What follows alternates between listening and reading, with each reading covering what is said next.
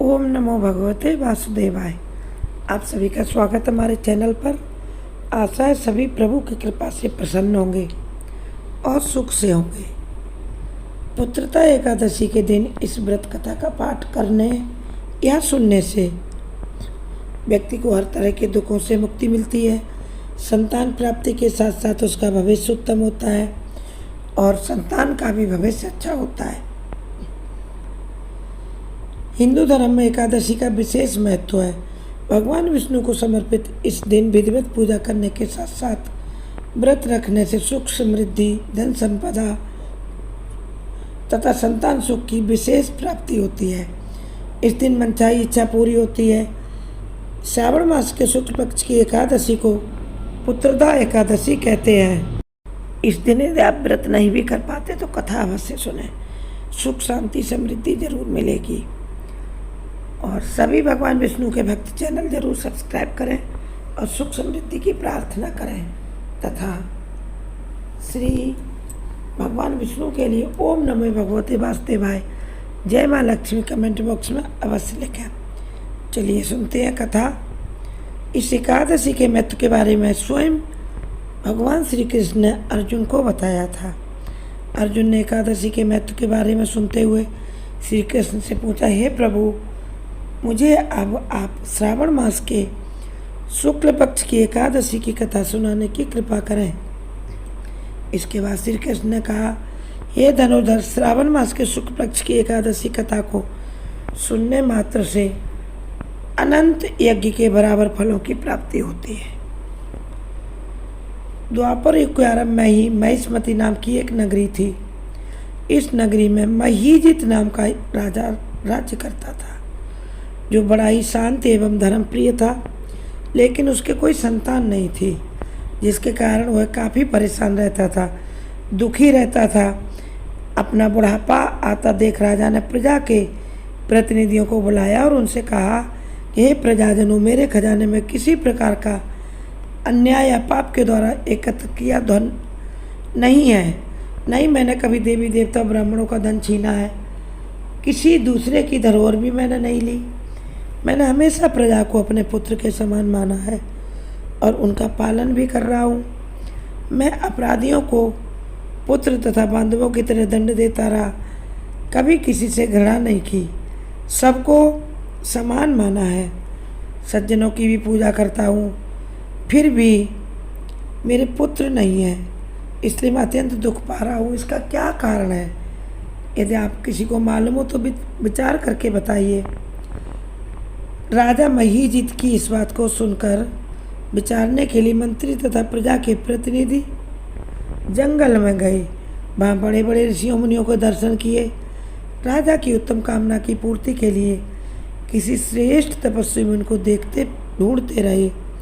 एक आश्रम में उन्होंने एक अत्यंत बूढ़ा धर्म के ज्ञाता और वृद्ध तपस्वी, जो परमात्मा में मन लगाए हुए बैठे थे, निराहार, जितेंद्रिय, जीत आत्मा के जीते हुए जीत आत्मा, जित क्रोध, सनातन धर्म के गुण तत्वों को जानने वाले, समस्त शास्त्रों के ज्ञाता महात्मा लोमस ऋषि को देखा। लोमस ऋषि, जिनका कल्प के व्यतीत होने पर एक रोम गिरता था, उनकी मृत्यु नहीं होती थी। सबने जाकर ऋषि को प्रणाम किया। उन लोगों को देखकर मुनि ने पूछा, आप लोग किस कारण से आए हैं? निसंदेह मैं आप लोगों का हित करूँगा। मेरा जन्म केवल दूसरों के उपकार करने के लिए हुआ है, इसलिए निसंदेह बताओ क्या संशय है। लोमस ऋषि के ऐसे वचन सुनकर सब लोग बोले। राजा के मंत्री और जो प्रतिनिधि गए थे कि हे महर्षि, आप अपनी बात जानने में ब्रह्मा से भी अधिक समर्थ हैं। हमारी भी बात जान जाएंगे, अतः आप हमारे इस संदेह को दूर कीजिए। हमारे राजा महिष्मतीपुरी के धर्मात्मा राजा महीजित हैं, प्रजा को पुत्र के समान पालते हैं, फिर भी वह पुत्रहीन होने के कारण बहुत दुखी हैं। उन लोगों ने आगे कहा कि हम लोग उनकी प्रजा हैं, अतः उनके दुख से हम भी दुखी हैं। आपके दर्शन से हमें विश्वास है और पूरा विश्वास है कि हमारा यह संकट अवश्य दूर हो जाएगा, क्योंकि महान पुरुषों के दर्शन मात्र से अनेक कष्ट दूर हो जाया करते हैं। अब आप कृपा करके राजा के पुत्र होने का उपाय बताएं।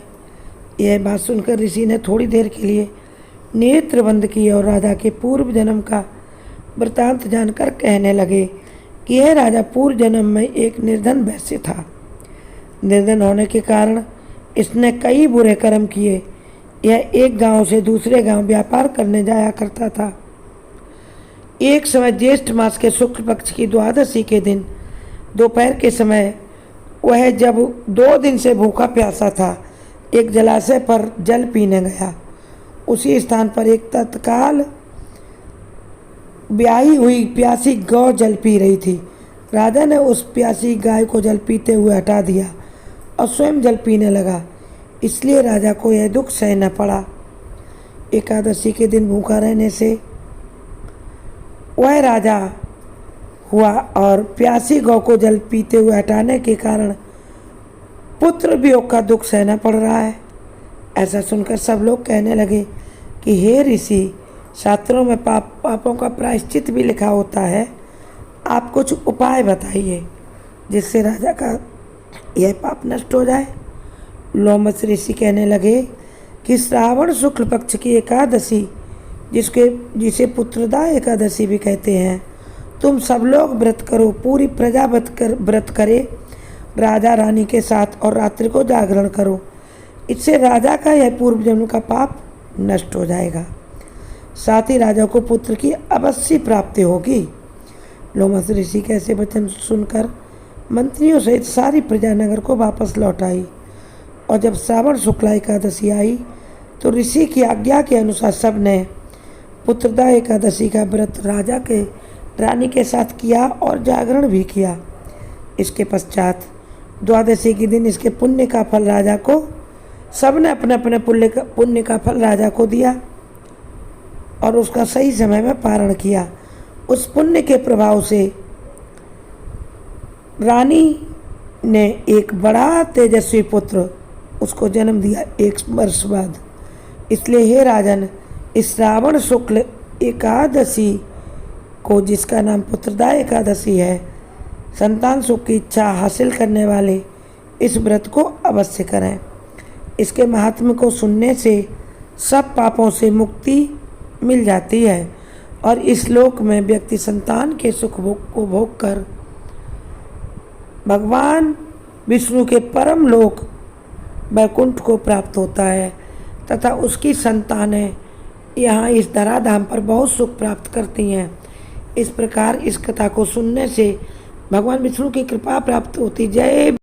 आप लोग हमारे चैनल के अन्य वीडियो भी देखें और विशेषकर रामायण अवश्य सुने और भागवत जी की कथा भी सुने। इससे परम कल्याण होगा। यह सब सुनने से भी भगवान विष्णु की परम कृपा प्राप्त होती है। कमेंट बॉक्स में ओम नमो भगवते वासुदेवाय जय माँ लक्ष्मी अवश्य लिखें।